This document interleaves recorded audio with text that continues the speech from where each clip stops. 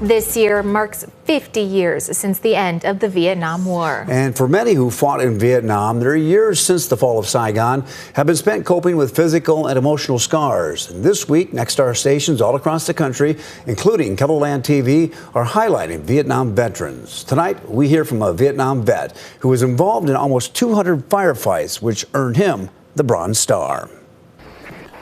I don't know what most people would say about their experiences in a war zone. Mine were horrible, and I was scared to death the entire time I was there. Adrian Hannes, who is a former professor at Augustana University, was deployed to Vietnam in 1967 as an Army intelligence officer.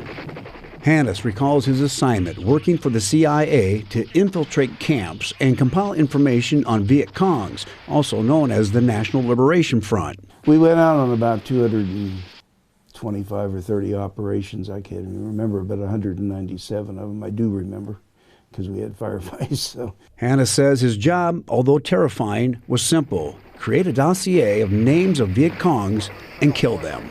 So that was what my role was to try to assassinate these people that were in these areas that were Viet Cong. It earned him the Bronze Star. In 2020, Hannes decided to write a book about his service titled AVC Water Buffalo: Vignettes from Vietnam. He says writing about his experiences and talking about them has helped him heal. He says he feels extremely fortunate to have made it back alive. I was counting the minutes down to the seconds before it all ended because it was really dicey. And Hannes served 2 years in the military and retired as a captain. As part of honoring Vietnam veterans, I'm going to be hosting a panel discussion with veterans this Wednesday at 3 p.m. at the Military Heritage Alliance.